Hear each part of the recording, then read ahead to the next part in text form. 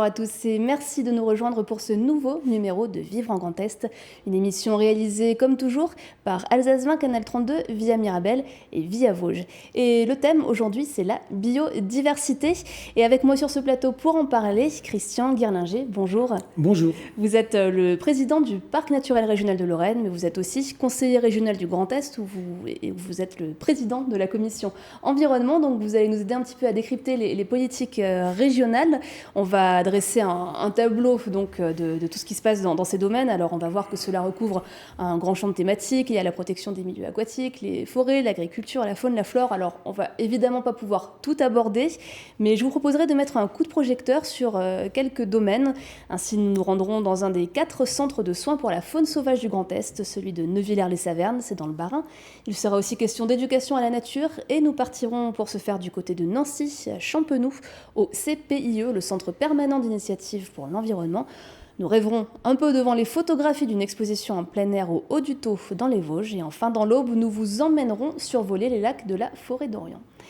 Et alors, on va commencer par un principe régional, une définition. Qu'est-ce qu'on entend par biodiversité ? Bonjour, oui, donc effectivement, pour commencer et pour les téléspectateurs, dire quelques mots sur le terme biodiversité. C'est un terme qui est la contraction, en fin de compte, de 2 mots, la biologie et la diversité. Donc c'est un terme qui n'est pas très ancien, puisqu'il date de 1992. Vous voyez qu'on en parle de plus en plus de la biodiversité, et c'est tant mieux, parce qu'il y en a bien besoin. Donc c'est un terme qui est né suite au sommet de la Terre, donc à Rio de Janeiro, en 1992. Et la biodiversité, donc c'est un champ très large. Qu'est-ce que c'est que la biodiversité ? En fin de compte, ça rassemble l'ensemble des végétaux, de la mousse à la plus belle des orchidées, l'ensemble des animaux, de la bactérie au plus gros des mammifères, mais aussi les paysages, le cycle de l'eau, de l'air, en fin de compte, tout ce qui nous entoure. Et le principe, à la région Grand Est, le principe de la biodiversité, c'est quoi ? C'est de la protéger, c'est de la faire connaître Vous avez quasiment résumé. Alors, il faut la faire connaître sans en abuser, c'est-à-dire la faire connaître pour la protéger, parce qu'on ne protège bien que ce qu'on connaît bien. Donc, on a différents bras de levier pour ce. On décline des politiques au niveau des haies ou de la biodiversité, au niveau de l'eau. Et l'eau, en l'occurrence, c'est une politique volontariste que la région Grand Est a pris. On est la 2e région de France à s'être portée volontaire sur cette politique volontariste de l'animation et de la concertation dans le domaine de l'eau, à savoir que la région Grand Est est le château d'eau quasiment de l'Europe. Donc l'objectif, à travers toutes les politiques, c'est de préserver la biodiversité. C'est une richesse, et ça fait partie des richesses naturelles de la région, en fait. Donc il faut faire en sorte de la garder intacte. Il faut mieux, parce que sans biodiversité, on ne serait pas là. Donc il faut mieux la garder, il faut mieux la protéger, on le dit, mais aussi l'améliorer, la faire connaître. Il faut savoir quand même que la biodiversité, je le disais, c'est l'ensemble des espèces vivantes sur Terre. On n'en connaît que 2 millions des espèces vivantes, alors qu'il y en a 5 fois plus. On en connaît en fin de compte, il y a même 20 fois plus, on en connaît 5%. Donc vous voyez, c'est très peu. Il y a même des espèces qui disparaissent avant même qu'on les connaisse. Et c'est bien malheureux parce que souvent de fois, nos médicaments, par exemple, les médicaments, tout le monde en a pris ou tout le monde en prend et tout le monde en prendra un jour ou l'autre. Sur 4 médicaments, il y en a 3 qui sont issus directement des plantes. Ce qui veut dire qu'une plante, quand elle disparaît avant même de la connaître, on se prive de médicaments futurs. Donc c'est pour ça qu'il faut faire très attention, il faut la protéger, mais ce n'est pas non plus une mise sous cloche. C'est vraiment la protéger en la faisant découvrir, en la respectant. En fin de compte, l'homme fait partie de la nature, de l'environnement, on doit respecter l'autre. Alors, parmi les premières actions, on va commencer par un premier coup de projecteur sur la faune sauvage. On part tout de suite du côté de Neuvillers-les-Savernes dans le Bas-Rhin. C'est là que se trouve le GORNA, ce qui signifie le groupement ornithologique du refuge Nord-Alsace. C'est un des 4 centres de soins pour la faune sauvage du Grand Est. Et c'est un reportage d'Alsace 20, Camille Roland. Donc du coup là, on va s'occuper de deux hérissons orphelins, de jeunes, qui se sont fait déterrer par un chien. Du coup, le nid s'est fait détruire par le chien. La mère est partie et 2 autres hérissons de la portée sont malheureusement décédés suite à la prédation. Donc ces 2-là sont des petits survivants. Ici, les repas sont réglés à la montre. Toutes les 3 heures, ces bébés hérissons âgés de 3 semaines sont nourris à l'aide d'une pipette, avec un mélange spécialement conçu pour eux à base de sels minéraux. Cette nourriture adaptée leur permet de retrouver peu à peu leur force.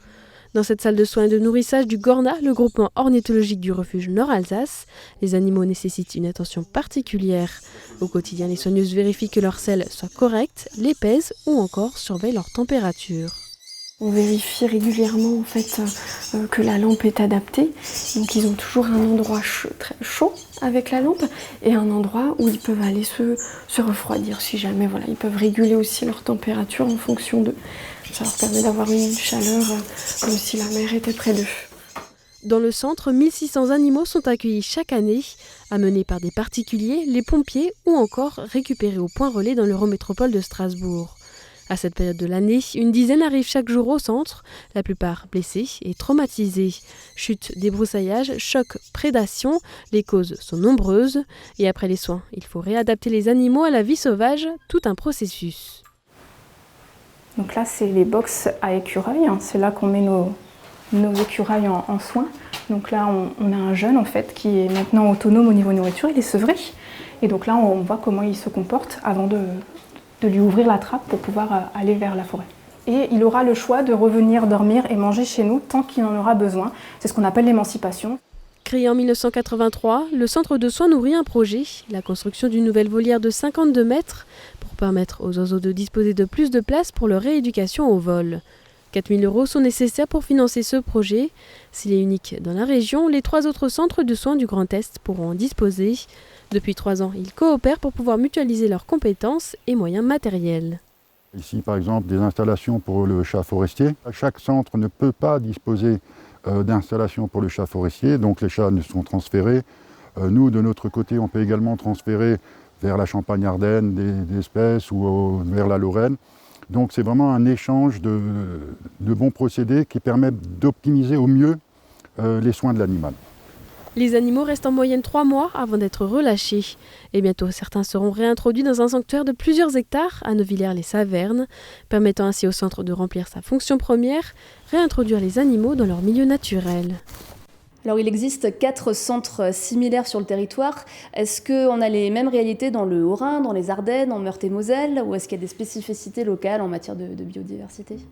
Non, c'est vraiment très hétérogène et tant mieux. La région Grand Est connaît beaucoup de forêts dans les Ardennes, des plaines de Lorraine, des zones de montagne en Alsace. Donc on a même des climats un petit peu différents, des cultures très différentes l'une de l'autre. Mais en fin de compte, c'est dans cette diversité qu'on a aussi notre richesse.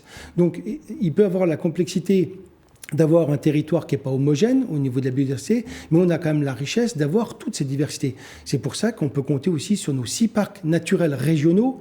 Le R, c'est bien le régionaux de ces territoires. Donc, c'est des territoires qui sont très différents les uns des autres, des territoires que la région donc aide, accompagne et ça nous permet aussi de lancer des innovations, de tester nos politiques sur ces territoires-là. Ça représente 15% du territoire du Grand Est. Vous êtes président vous-même d'un parc naturel régional, celui de Lorraine.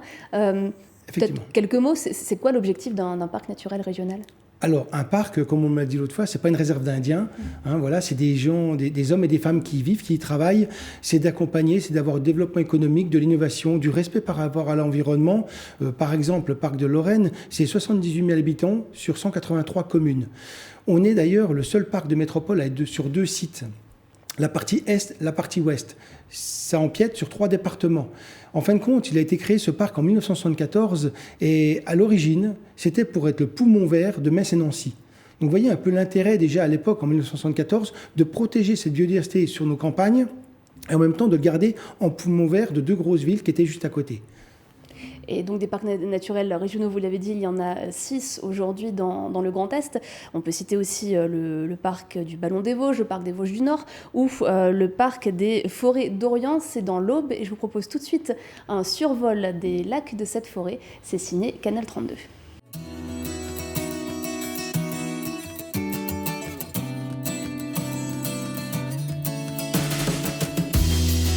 Les lacs de la forêt d'Orient sont situés dans la région naturelle de Champagne humide. Celle-ci est caractérisée par des sols argileux créant des zones humides, ainsi de nombreuses vasières procurent des habitats appréciés des limicoles, plus d'une trentaine d'espèces sur le site. Ces lacs sont également parmi les sites français importants pour les oiseaux migrateurs. La cigogne noire vient y faire une halte post-nuptiale le cygne de Bewick y vient hiverner.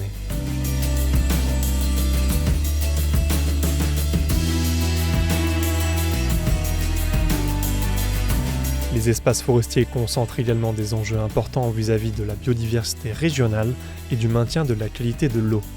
Les propriétés forestières autour de ce secteur sont souvent importantes, souvent plusieurs centaines d'hectares.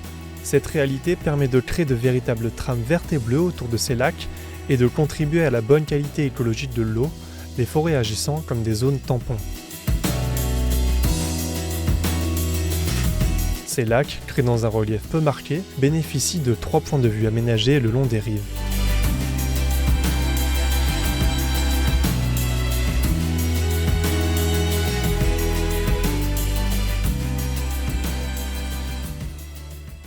Donc ces parcs naturels régionaux, c'est les régions qui les créent. Est-ce qu'il y a des critères très précis? Est-ce que dans le Grand Est, on peut imaginer qu'il y en ait d'autres, des parcs, ou on va rester sur ces 6? Alors, juste déjà pour compléter, les parcs, il faut quand même nommer le parc des Ardennes et de la montagne de Reims, parce que je ne veux pas... Voilà. Équité sur les territoires, c'est important. Oui, effectivement... Alors la question c'est est-ce qu'il y en aura d'autres? Il y avait différents projets, mais des projets qui nécessitaient pas forcément la création d'un parc. Un parc, ça répond à une charte qui doit être partagée par l'ensemble des communes membres. C'est-à-dire que le parc de Lorraine, il y a 183 communes, mais ces communes partagent la charte avec le parc. C'est-à-dire qu'on ne peut pas imposer à une commune de faire partie d'un parc.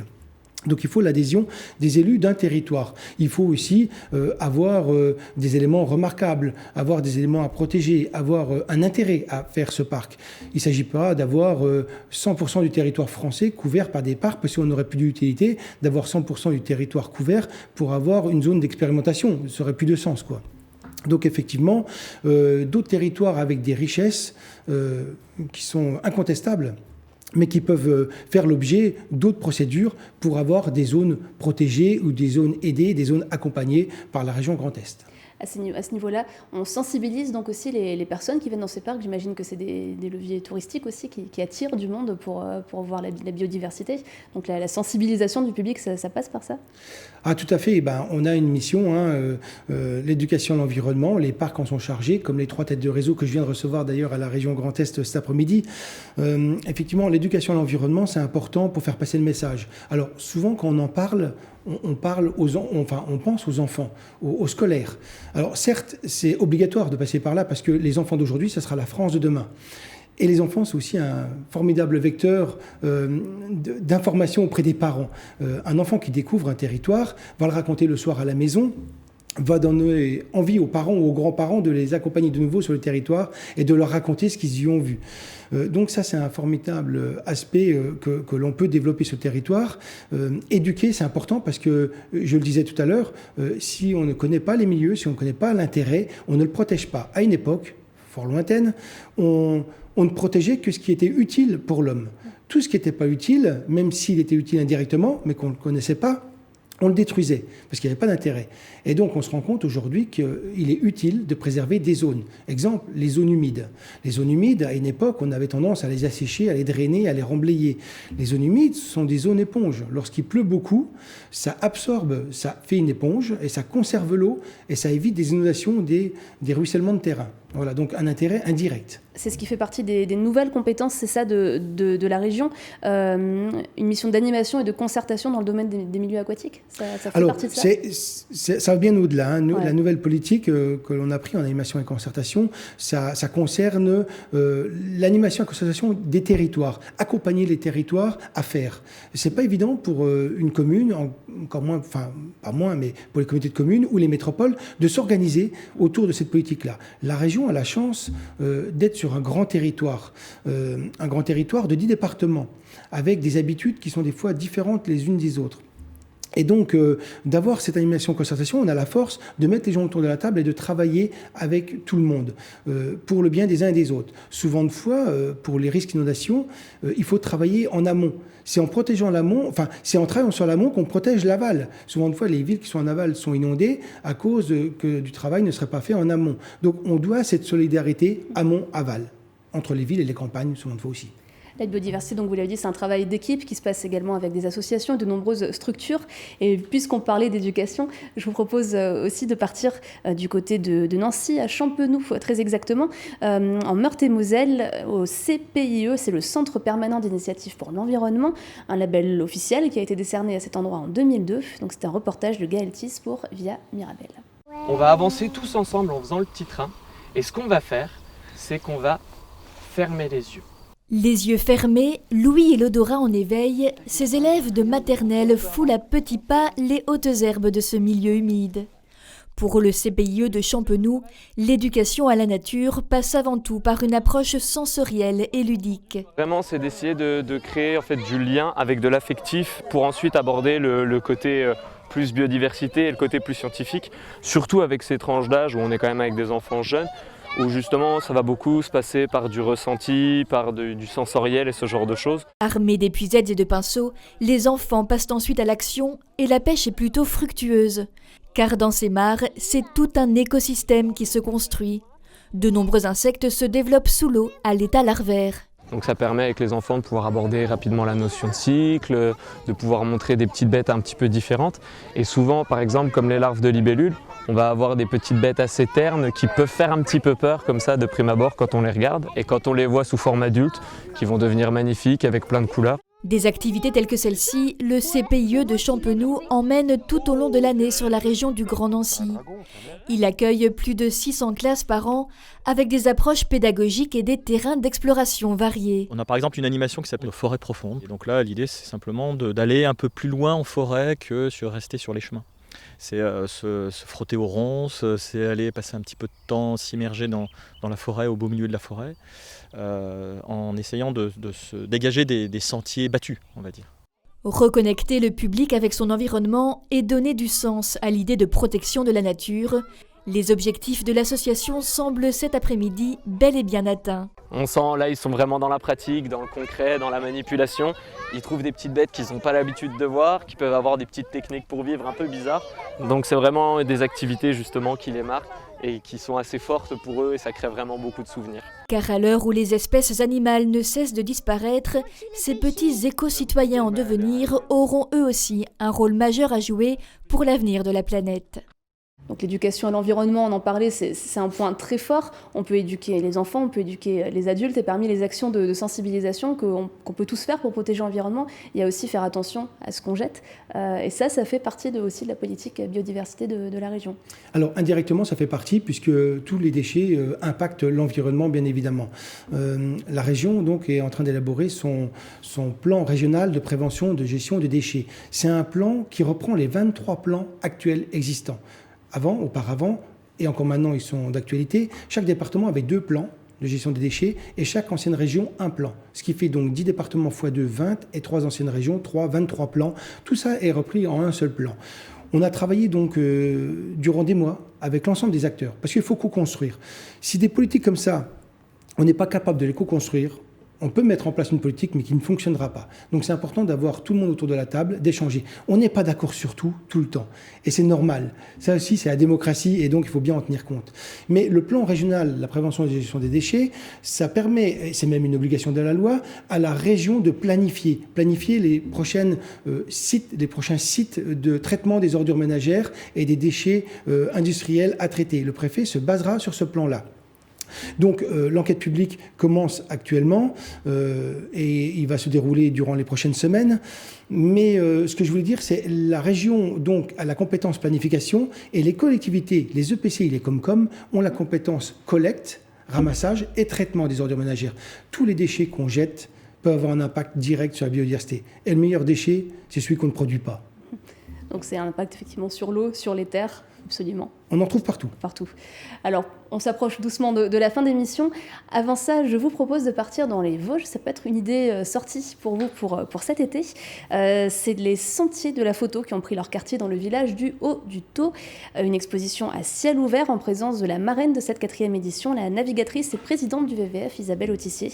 Dans les prés et les sous-bois, le visiteur peut découvrir les insectes et le végétal. C'est un reportage de Marie-Danielle Rogovitz et Denis Lequen pour Via Vosges. Au gré d'un parcours de 3 km dans les prés et les sous-bois, Le visiteur découvre le petit peuple des insectes, mais aussi le végétal minuscule avec d'étonnantes photographies de graines. Les sentiers de la photo se veulent plus militants cette année. Aux côtés de l'appel citoyen « Nous voulons des coquelicots », qui demande l'interdiction des pesticides. Et Isabelle Autissier le rappelle, la planète vit la 6e extinction de masse de son histoire. Selon un rapport récent, 1 million d'espèces animales et végétales risquent de disparaître à brève échéance si les gouvernements ne font rien. On connaît les causes, l'accaparement des sols, on coupe les forêts, on assèche les zones humides, on balance des polluants et en particulier les pesticides agricoles un peu partout. Donc voilà, on connaît quand même les grands sujets et on a beaucoup de réponses déjà. Alors maintenant il faut les mettre en œuvre. Il faut les mettre en œuvre avec un vrai calendrier, avec des échéances chiffrées. Vincent Munier, le photographe, lui croit à la mobilisation citoyenne.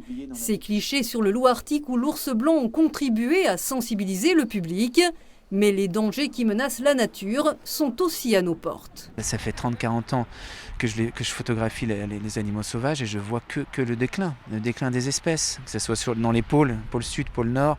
Ici, chez nous, pareil, disparition des insectes, des papillons. Je suis dans un pessimisme permanent, mais on ne peut pas se le permettre. Il faut malgré tout être optimiste et faire ce qu'on peut. Avec 70 000 visiteurs l'an passé, la fréquentation des sentiers de la photo, elle, ne cesse de croître. C'est à voir jusqu'au 30 octobre, de l'aube au crépuscule. Et de retour donc sur le plateau de Vivre en Grand Est, un dernier mot sur la biodiversité pour finir.